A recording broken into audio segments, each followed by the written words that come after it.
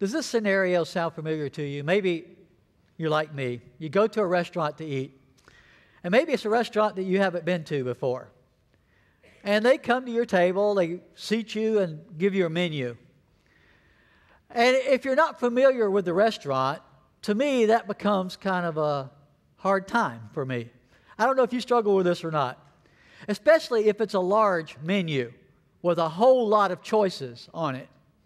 I mean, some people bring a one-page menu. Some people bring you a catalog of choices, right? Depending on which restaurant you're at. And the fewer choices I have found it's better for me.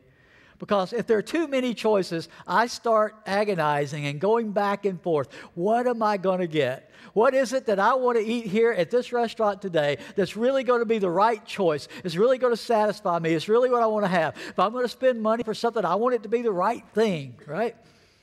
And so I have a few things that I go through a lot of times. A lot of times, I'll ask the server, well, what do you recommend, right? I mean, you work here. You've seen the kitchen. Right? You know how things are prepared. What would you recommend? And a lot of them, if they were honest, they would say, leave now. But they're not going to do that. That's their job. So they're going to try to tell you some selection they might like to have. Or if they're not, if I don't get a good response there, sometimes I'll do something else. If I'm with somebody, I'll ask them, what are you going to have? Right? Because the worst thing for me is if I order one thing, they order something different, but I like the looks of theirs better when it comes out than mine. And I'm going to regret it. I'm going to wish I had gotten what they got, right? Sometimes if I have time, and my wife hates this, I'll actually get up from the table and walk around and look at other people's plates. I do. I'll walk around the restaurant. I'll try not to be real obvious, just kind of walk by a glance. That looks pretty good, yeah. And you know me, I'm not shy. Sometimes I'll ask the person, is that good? You like that? Because it looked good. And so I think life's a lot like that. We're born into this world, and there before us, as we start getting older, is this menu of choices, right? As you're growing up, you got more choices. You got more decisions to have to make. And the menu keeps getting bigger and bigger at a certain point. So you've got to decide, am I going to take this course or this one? Am I going to go this direction? Is this the person I'm going to develop a relationship with? Is this the school that I want to go? We start having all these menu choices we've got to make in life. And it can be confusing and frustrating trying to decide what's the best choice to make. And there's so many, it can be intimidating. And the question is, what's the best choice? What's really going to satisfy me? If I make this choice, will that choice really satisfy me or not? Well, we see sometimes, like at the restaurant, we get to a certain place where we've made some choices, and then we see somebody else and the choices they made, and we start thinking, I wish I'd gotten that. Right? We start regretting some of the choices that we made. We start thinking my life would have been so much better if I had picked what they picked. If I had married who they married, or had the classes at school that they took, and got the job that they got, and had the career that they had, and lived in the neighborhood they live in. Oh, it would be so much better had I gotten what they got. So we start comparing the choices that other people made. And sometimes we get what we've gotten, and we start thinking to ourselves, this is not what I wanted. This is not what I expected my life to be like. I had it pictured so differently. I feel like I've been cheated here because it's not what I thought it was going to be. Some of you have felt that way, I know. We all have some moments sometimes maybe where we felt like it's just not fair that they have what they have and here I am with what I have. Sometimes in life we order something even when we know it isn't good for us, don't we? Just because we're hungry. Haven't you done that at a restaurant? Maybe at the grocery store? The worst thing you can do is go to a grocery store hungry, right? Go shopping when you're hungry. Because they always have the Krispy Kremes right out there, right? They always have the stuff that you really don't need and shouldn't have. It's not really good for you. But when you're hungry, doesn't it look so much better? And don't you think if I could just go ahead and get that and eat that right away, I'll feel better if I can just have that? And what we'll do is we'll order the stuff, we'll get the stuff that's not really good for us, and we'll eat it thinking it's going to satisfy us. And we do get full, but haven't you ever left a restaurant after eating the wrong thing and you're full but you're miserable? All the fried stuff you just put in your body, all that stuff that really wasn't the right stuff you were supposed to be eating, and you did get full, but you didn't get satisfied. In fact, you got miserable eating that stuff. And I think that's a reflection of our spiritual lives a lot of times too. We're feeding ourselves a lot of junk sometimes. All this stuff the world is putting out there in front of us and telling us this will satisfy you, this will make your life better, this is going to be the thing you need, you're going to feel complete if you have this. And we go after those things because we're hungry, we want to be satisfied, and we pick the wrong things. And we get full, but we don't feel good about it. So here's the question we're going to be looking at today. What is it that really brings satisfaction? I mean, we all want to know, right? Don't we want to be satisfied? Everybody does.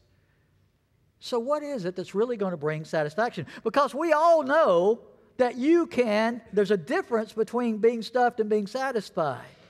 There's a difference between having a full stomach and really feeling like I got the right thing, even though the stomach is full.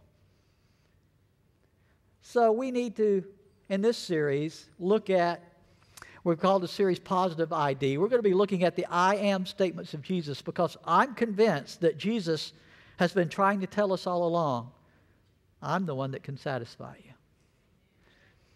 I am the one that you're hungry for and you're thirsty for. And you can keep chasing all those other things, and you can keep filling yourself up, but you're never going to be truly satisfied until you find the right thing, the one thing. And Jesus says, I am that one.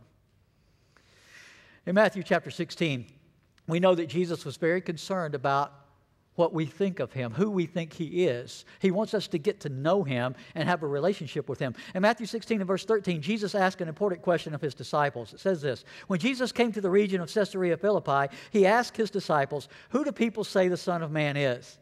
They replied, some say John the Baptist, others say Elijah, still others Jeremiah or one of the prophets. But what about you, he asked. Who do you say I am? That's the question for us today. Who do you say Jesus is? As we examine these I am statements of Jesus, guess what? Jesus is not going to leave it up to us to define who he is. He's going to define who he is for us. And we're going to begin today in John chapter 6. If you got your Bibles, open up there. We're going to be looking at verses throughout the whole chapter there. So you might want to just go ahead and open up to that chapter and have it ready. In verse 35, Jesus says, I am the bread of life. Whoever comes to me will never go hungry. Whoever believes in me will never be thirsty. That's a powerful statement because we all get hungry and thirsty, right? We're all trying to be satisfied. And Jesus is saying, if you come after me, I'm the bread of life. I can fill you up to the point of complete satisfaction. You'll never be hungry again. You'll never be thirsty again if you come to me. I want you to know the setting of that statement, what led up to it, so you can better understand it. Jesus has, in John chapter 6, he's just crossed over the Sea of Galilee. When he gets to the other side, there's a huge crowd waiting for him there. In fact, the Bible says that there were 5,000 men, which probably means, if you added in everybody else that was there was probably close to 15,000 people there, okay? Because they only counted the men in that number. So if you add in the women and young people that might have been there, it might have been up to 15,000 people. And there, Jesus is preaching and teaching, and it's getting later in the day, and the disciples recognize that the people are getting hungry, and it's getting later. You know, when you're preaching and teaching, you can tell when that's happening just by looking at the crowd. People start getting restless. I can see you out there. I know when you're wanting to get out and go on to lunch and everything. I see it a lot at this service, but where I really see it now is that we started the 11:30 service. Right? By the time I get up to preach in that service, it's already lunchtime. It's already noon when I get up to preach in that service. And I can tell if I start going a little too long, the people get fidgety. They're really hungry. They want to get out and get something to eat. People get mean when they're hungry. You seen that Godzilla commercial? Have you seen that one? Godzilla's breathing fire when he gets hungry. They have to throw him a Snickers and calm him down. I'm convinced, this is just a side note here, no extra charge for this. I'm convinced that's why models are so angry all the time. You know those models walking the runway, they always got this stern look on their face and look like they're mad. They are mad. They weigh 85 pounds and they hadn't had anything to eat. You'd be mad too. Nobody will give you anything. Well, Jesus has been speaking and teaching there, and the people are getting restless because they're getting hungry. One of the disciples says, we better stop and send them into town so they can get something to eat because, you don't want a bunch of thousands of angry people on your hands. That's no fun. So Jesus says, well, let's just feed them ourselves. And they said, well, we don't have anything. They said, well, let's check, see what we got. And one little boy, what did he have? 5 loaves and 2 fish. You got a crowd of thousands of people out there. We got 5 loaves of bread and 2 fish. Jesus said, that'll do. And he blesses it. We have it recorded for us in Scripture. He blesses that, and he decides he's going to give that to them. Verse 11, he took the loaves, gave thanks, and distributed to those who were seated. They had them all sit down before this. Don't miss this part. How much did he give them? As much as they wanted. Did you get that? They were hungry physically. And Jesus didn't just give them, let's just spread this as thin as we can, to try to give everybody a little bit. Jesus said, no, give them all they want. And he blessed it and multiplied it, and he gave all of them all that they wanted to eat that day. That's the way Jesus does things. He doesn't do them halfway. He gives more than enough when he gives what he wants to give.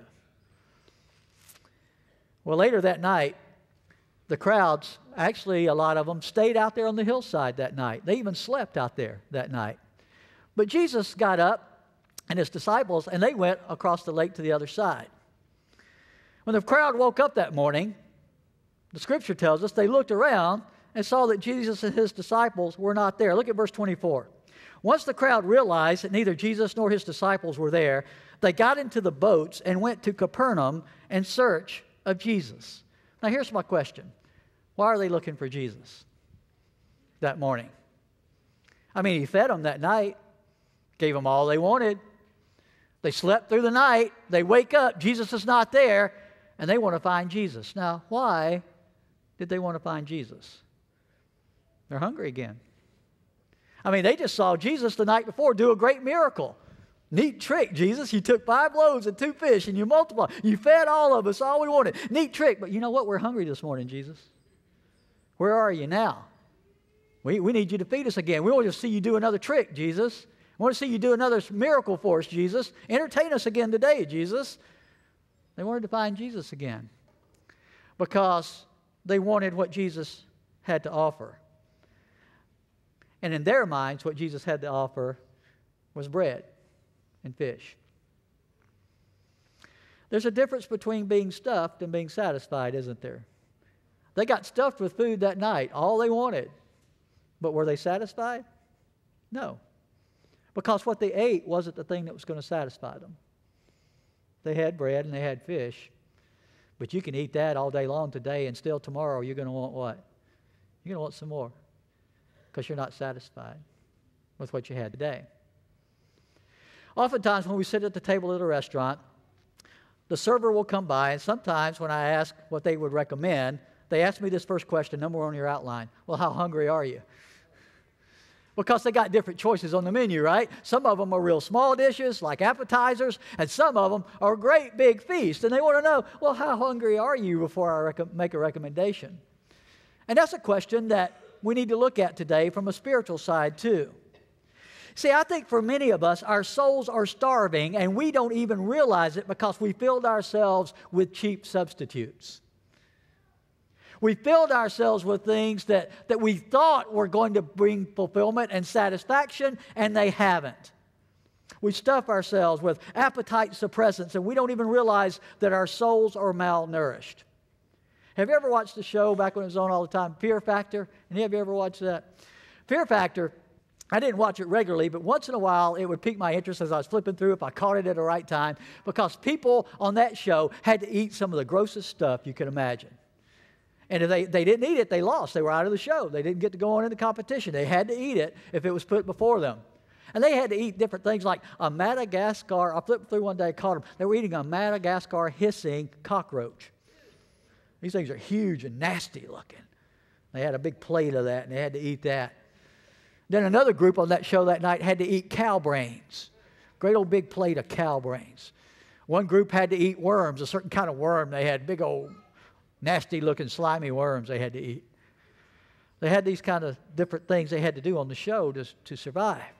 But what I noticed on the show was this. It wasn't just that they had to taste it. You know, I've been to places where they said, try this, at least try a little bit, where I could just start, maybe do one little taste. I've eaten some strange things in some different countries, too, that they wanted me to try. And I would at least try a little bit because I didn't want to hurt their feelings. But they didn't make me eat a whole plate of it if I didn't like it. And I appreciated that. On this show, they have to eat the whole plate or they're out. Now, here's what I want you to think about. If they had just eaten a whole big plate of cow brains, I mean, they just finished it. It wouldn't matter if you were offering them the best cut of steak you could have, a filet mignon, and put that in front of them. Would they want to eat that right then?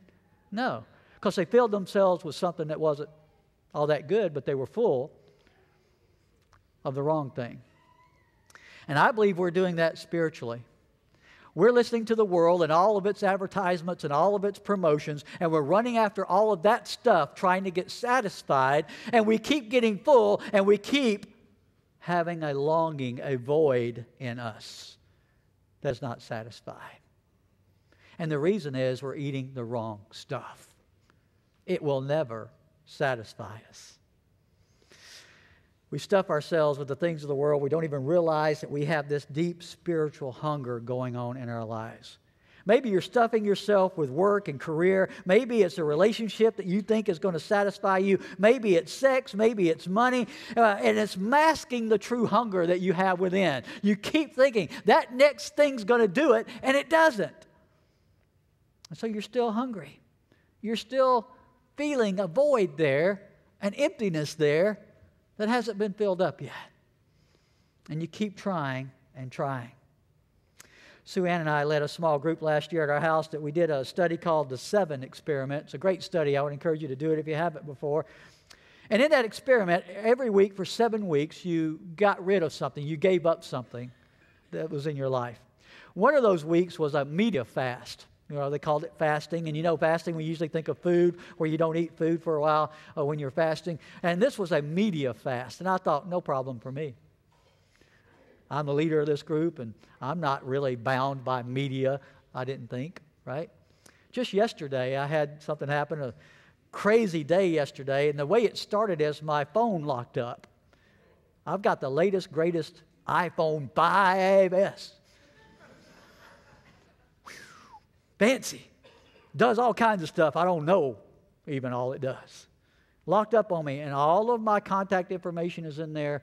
All of my email correspondence is in there. All of my, I do Facebook on there and Twitter on there, all that stuff. I do all that stuff on my phone. And I couldn't do any of it. I couldn't use any of it. And I had a lot of things that were starting to go on that day, and I was running behind, and I needed to contact some people, let them know I was running late for a really important thing, and I couldn't get to it. I couldn't get to the information until I went through this long process that they had to do online with restoring my phone and getting everything back up and running again.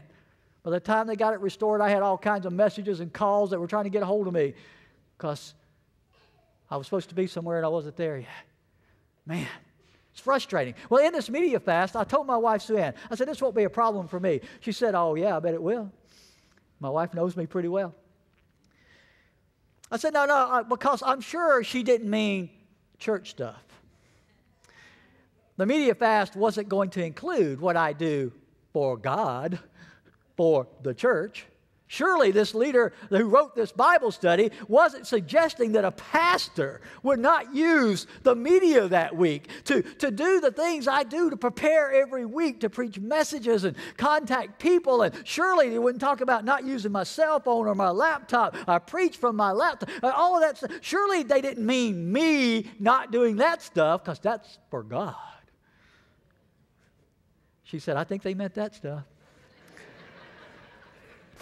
My wife doesn't cut me any slack at all. So for a week, all week long, I was tempted. I had to go back to doing it old school, getting out the real books and writing on paper and all that stuff. Man, it was the most rewarding week I'd had in a long time to take that media fast. You know what it did for me? Because I wasn't so distracted about all that stuff, I had a closer walk with Jesus that week than I'd had in a long, long time. I grew in my relationship with Him that week. Not with all the stuff I do for Him. I grew closer to Him that week. Because I was getting rid of all the stuff that kept me from being close to Him sometimes. I'm not saying you can't have media and be close to Jesus. You can. But I'm saying that's just one of many things that we try to fill our lives with sometimes, thinking that's all good stuff, when in fact it's distracting us from what we really need a lot of times. What we really need is that relationship with Jesus more than we need anything else in our lives. Here in John chapter 6, Jesus is wanting to move this crowd from hunger pangs of their stomach to a deeper hunger, a hunger of their soul. In verse 27, here's what He said. They've asked Him for food. He says, "Do not work for food that spoils, but for food that endures to eternal life, which the Son of Man will give you." Jesus understands that this crowd is searching for satisfaction, but He knows there's a deeper hunger that needs to be addressed in their lives. And they're not even aware of it, but Jesus is, and He's wanting them to be aware of it. He's wanting them to be alerted to this need in their lives. They're coming to Him for one thing, for physical bread and fish. And Jesus is trying to offer them something much better, much deeper, that would bring them much deeper satisfaction. So, we need to understand satisfaction begins with knowing what it is we're really hungry for. If you're looking to be satisfied, you need to know what your body, what your soul, what you are really hungry for. When you know what you're really hungry for, you can make a better selection, can't you? You can make a better choice. So Jesus is trying to teach us, here's what the real longing of your soul is. It's me. That's the choice you need to make. So, let me ask you spiritually, what are you hungry for? Jesus said in Matthew 5 and verse 6, that's number 2 on your outline, what are you hungry for? Jesus said in Matthew 5 and verse 6, "If you hunger and thirst for righteousness, you will be filled." An interesting thing about that word translated filled, do you know what it means if you go deeper into it? Completely satisfied. There's a difference in being filled up and being completely satisfied, isn't there? Jesus is saying if you hunger and thirst for the right things, for righteousness, you will be filled up to the place of real, complete satisfaction. Because if you hunger and thirst for righteousness, He makes sure He has that available for you through Him. You can find what you're really hungry for. And when you find it, you can bring satisfaction into your life. I think one of our biggest problems is that we tend to develop an appetite for what we're already eating. Your body gets used to it. Your mind gets used to it. And so every time you get hungry, you think that's what you need to go get again. And it's hard to break that cycle because your mind is telling you to keep going after the stuff that you've already been consuming. You know what it's like? I don't recommend diets, but people go on diets all the time. I see people do diets all the time, gain weight, lose weight, over and over again, doing diets. You know, a diet is just simply what you eat. And the key is just to eat the right things in the right amounts. That's the key. And actually exercise a little bit in addition to that. You put those two things together, it works really well. The latest scientific studies have shown that that's the way you become the healthiest person you could be. The oldest scientific studies had already said that, but we didn't believe them. It's been true the whole time. And we keep trying these fad diets thinking that's going to be the answer for us. When you go on a diet, here's what happens.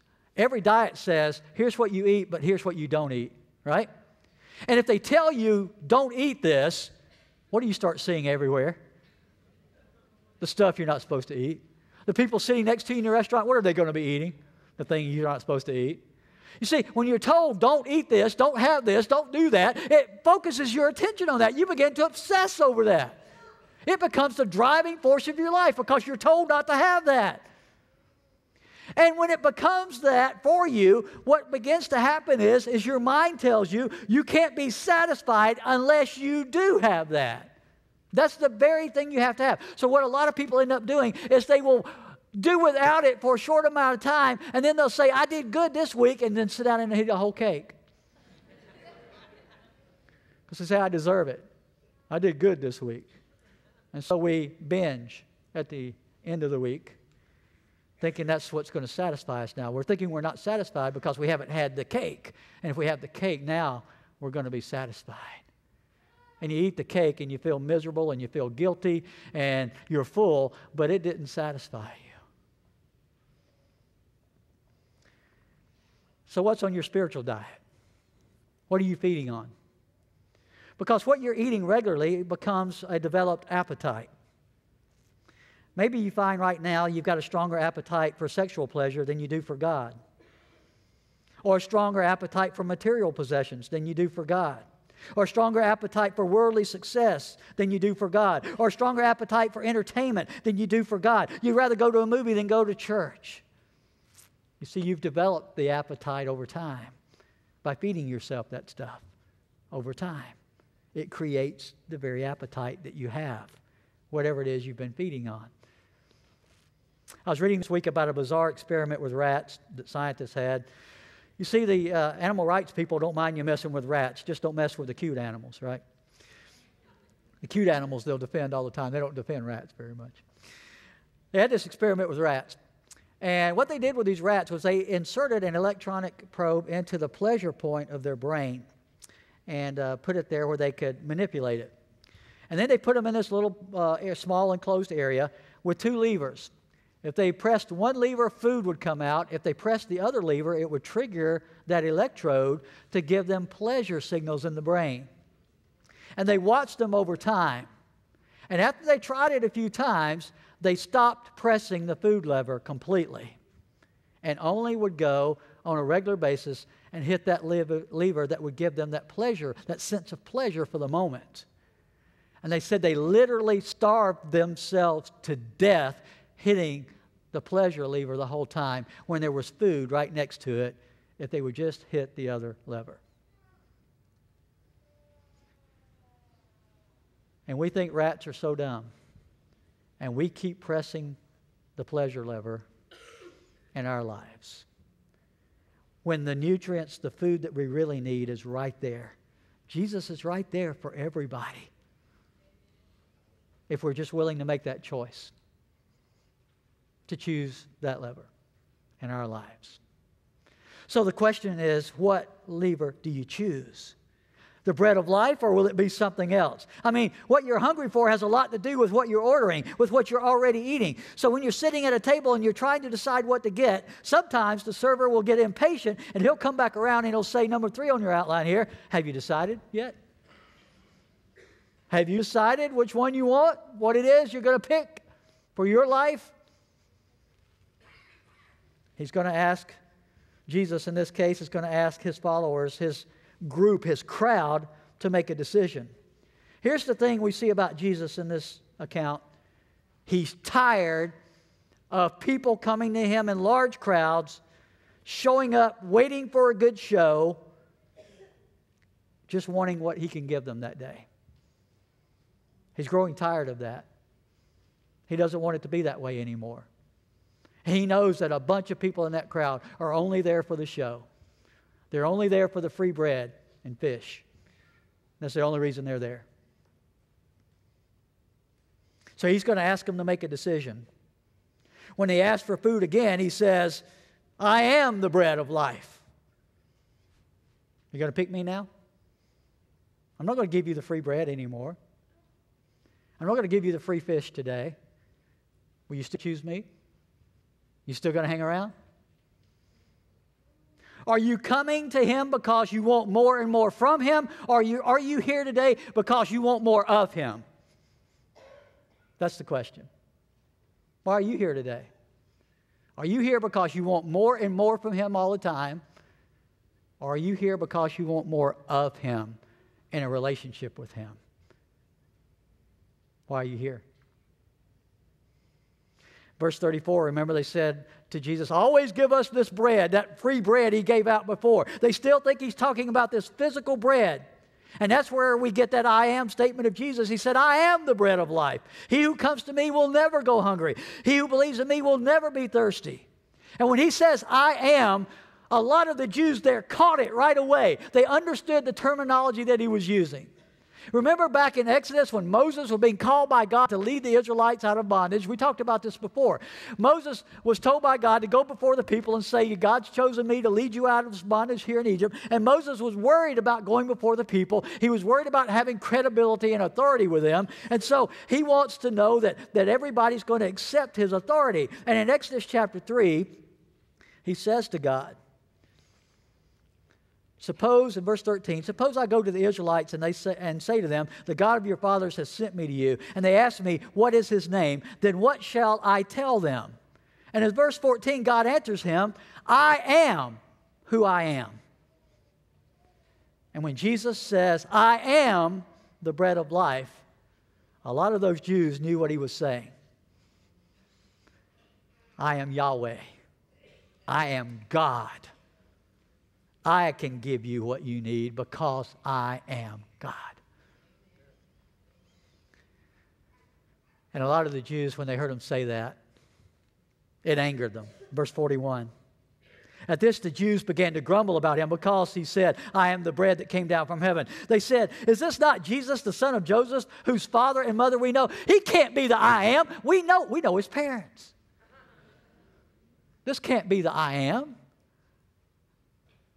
God, they knew I am meant I am him. I am the one.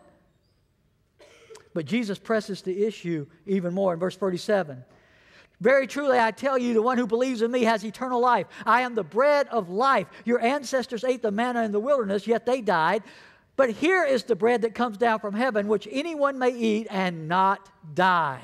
Verse 51, I am the living bread that came down from heaven. Whoever eats of this bread, he will live forever. This bread is my flesh, which I will give for the life of the world. Verse 53, he said to them, very truly I tell you, unless you eat the flesh of the Son of Man and drink his blood, you have no life in you. So here he is with this language. He's saying, eat and drink of me. At first glance, it seems a little unusual, but Jesus is using the physical concepts like eating and drinking to communicate a spiritual truth. He wants us to understand that just as we eat physical food to sustain and satisfy our physical appetites, we can eat of him to sustain and satisfy our spiritual selves, our souls. And those are eternal. He says that's the satisfaction that's causing you not to feel like you're satisfied right now. You get that, you're going to feel satisfied. You're going to feel like you have what you've been searching for that left you hungry all the time. He wants his followers to understand, don't just look for the physical stuff when you can have me and I can satisfy you completely. I think this is when you know your relationship with Jesus is real. Are you following Jesus for what you can get from him, or you're following Jesus because it's a real relationship with him? When all the bells and whistles are gone, when he stops giving you free bread and fish, are you still going to think Jesus is enough? When you don't get the diagnosis from the doctor that you wanted to get? When everything falls through, you don't get the house you were trying to buy? When the relationship you thought was going to satisfy you completely falls apart and you lose it? When you don't get the job you wanted to get, when you don't have enough money to buy all the stuff you want to buy, is Jesus enough for you then? Or are you going to walk away because he's not giving you and giving you and giving you everything you want? You see, when Jesus told this crowd, I'm not going to give you any more food, I'm going to give you myself. It says in verse 66, from this time, many of his disciples turned back and no longer followed him. I've been to several third world countries and worked with missionaries there, and they have a term there for some of the people who come to their events and gatherings. They call them rice Christians. You know what rice Christians are? They show up as long as you're giving out free rice. But when you stop giving out the rice, They go on to somebody else who will give them what they think they want. And the American church has a lot of rice Christians too. The American church has a lot of preachers that use that to their advantage. Oh, come to this church and follow Jesus and you'll be healthy and you'll be wealthy. Everything will be great. But in the world, Jesus said, you will have trouble. You going to follow him then? Is he still going to be enough for you then? Or are you going to turn and walk away because it didn't go the way you wanted it to go? People didn't act the way you wanted them to act. They didn't give you what you thought you should have. It wasn't fair at work. It wasn't fair that you got sick and somebody else did. Are you going to turn away from Jesus then? Are you following him for what he's given you right now? You see, in America, we're pretty spoiled. We got a lot of bells and whistles, don't we? We got a lot of nice stuff.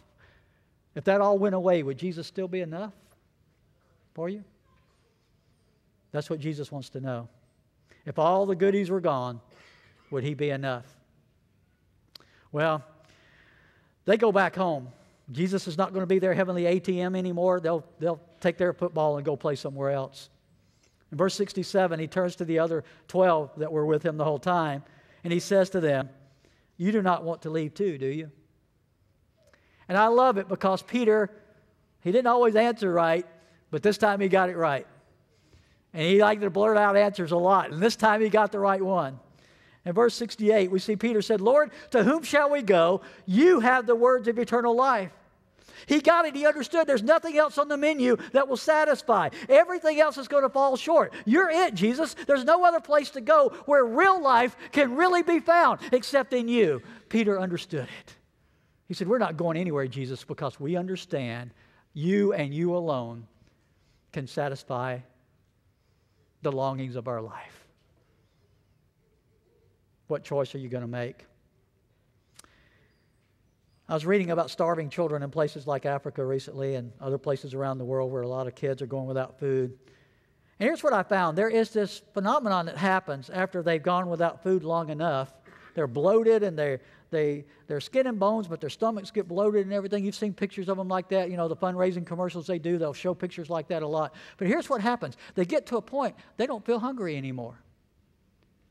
And after they get to that point, you could go to them with food and offer it to them, and they will simply choose not to eat it at that point. You have to almost force it down their throats just to get them to eat again. Because they're so used to being hungry. They're so used to the pain of the hunger. That's all they know now, and they actually get comfortable with it. And I think spiritually we do that too. We get bloated with all the junk of the world, and we're not even hungry for Jesus anymore. We just want more and more of that. Just keep giving us that. Just keep feeding us that stuff. We don't really need Jesus anymore. We're starving, but we're not even hungry. So have you decided? Have you decided the choice? Jesus is saying, I am the bread that gives life, that gives satisfaction, but you have to choose to have me. As our praise team gets ready, I want to close with one more thing. It's not a question the server asked me, but I will always ask this question. How much does it cost? I don't like to spend money, I got to tell you. I don't. I don't mind spending money on somebody else, but I don't like spending money on me. I don't know why, but I was raised that way. We weren't a very well-to-do family. We're always looking, if we did get to go out to eat, our parents would kind of set this limit. You can only order from this part of the menu. You got to stay right there in the $3 area. That's where you're going to eat, right? So I was raised that way. So when I go eat somewhere, I'm always. Have you ever been to a place that's so fancy they wouldn't even put the prices on the menu? I've gone to places like that occasionally. I don't like those places. I want to know what it's going to cost. And they always say, well, if you have to ask, you don't need to be here. I said, well, I don't need to be here then. Because I'm going to ask. I want to know what this is going to cost me if I'm going to order this. I always ask. But when it comes to this bread of life, I checked. I can't afford it. Neither can you. We don't have enough to pay for it. This eternal life thing, I don't have enough to purchase it. I come up short all the time. I will never, although I've sinned, I've come short. I'll never be able to make this payment. But you know what else I found out? There's good news. It's free. Oh, it's not free that it doesn't cost anything. It's just being offered to us for free. It costs so much we can never pay it. It cost the life of Jesus hanging on that cross, His blood being poured out, dying on that tree, rising from the dead. It cost Him everything, but He's offering it to us for no charge whatsoever. Revelation 22:17, the Spirit and the bride say, come. Let the one who hears say, come. Let the one who is thirsty come. Let the one who wishes take the free gift of the water of life. Today, friends, the most valuable offer is being made. Jesus says, I'm here. I'm the bread of life. I can satisfy you. And it costs so much you can never pay me for it. But guess what? It's okay. I paid it for you. Come. I'm going to give it to you for free if you would just come. Maybe there's somebody here today ready to take Him up on His offer. You're ready to make the decision, ready to pull the right lever. You're ready to say, give me this bread, Jesus, for I'll never be hungry again. As we stand and sing, we invite you to come.